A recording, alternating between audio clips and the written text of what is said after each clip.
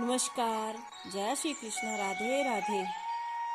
यदि आपको भी लगता है कि कोई आपके साथ गलत कर रहा है और आराम से रह रहा है, उसे ईश्वर सजा नहीं देते, तो आप गलत सोचते हैं। ईश्वर जो न्याय करते हैं उसकी आप कल्पना भी नहीं कर सकते। उस न्याय का एक उदाहरण सुनिए।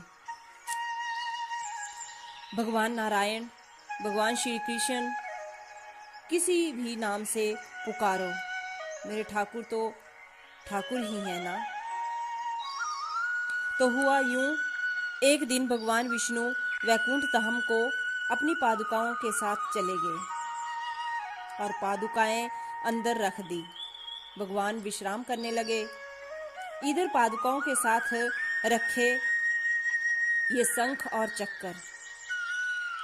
तो शंख और चक्कर ने आपस में बातें की।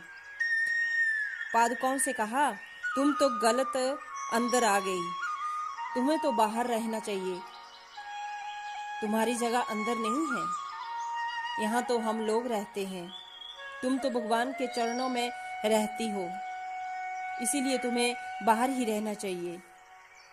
ये बात सुनकर पादुकाएं कुछ भी नहीं बोली, चुपचाप रहीं और शंख और चक्कर बार बार कुछ न कुछ सुनाते रहे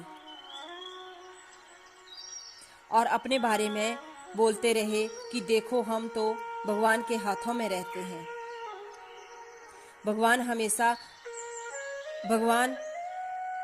हमसे बेहद प्रेम करते हैं।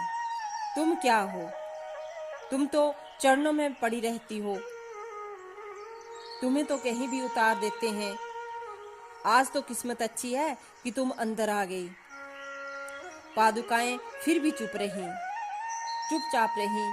भगवान विष्णु जब विश्राम के बाद लौटे और चरण पादुकाएं पहनने लगे, तो उनको एहसास हुआ कि चरण पादुकाएं थोड़ी सी दुखी हैं, नाराज हैं। चरण पादुकाओं से पूछा, क्या बात है, क्यों परेशान हो? तो चरण पादुकाओं ने सारा किस्सा बताया। जब सारा किस्सा बताया तो भगवान मुस्कुराए,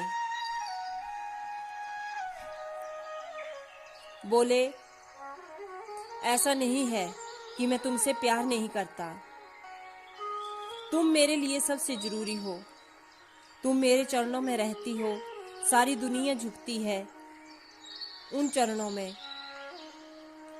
उन पादुकाओं का महत्व भगवान विष्णु ने पादुकाओं को बताया। पादुकाएं खुश हुई। भगवान जी ने पूछा, तुमने क्या जवाब दिया?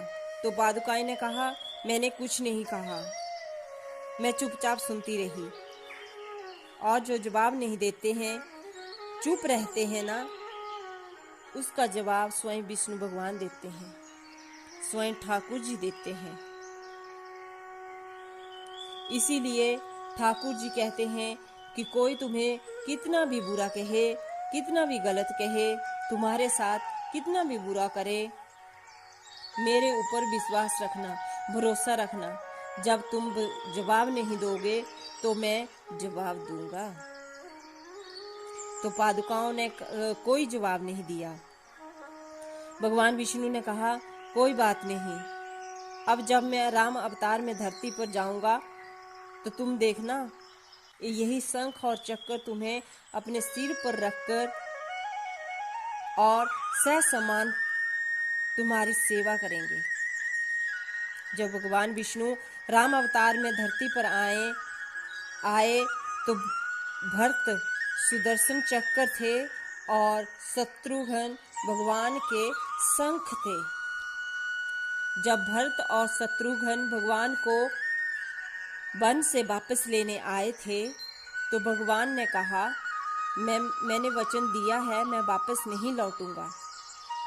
तो दोनों भाइयों ने चरण पादुकाएं मांगी और अपने सिर पर रखकर अयोध्या वापस ले गए थे। और जब तक भगवान राम जी वापस नहीं लौटे थे, तो उन चरण पादुकाओं को सिंहासन पर रखा गया था। उन्हीं से राज्य चलता था, ये महिमा है ठाकुर जी की, वो किसी को नहीं बख्शते। जब न्याय की बात आती है, उन्हें हर चीज से प्रेम है, क्योंकि वो रचयिता है, रचनाकार है। सारी सृष्टि को उन्होंने रचा है, सारी सृष्टि से प्रेम करते हैं।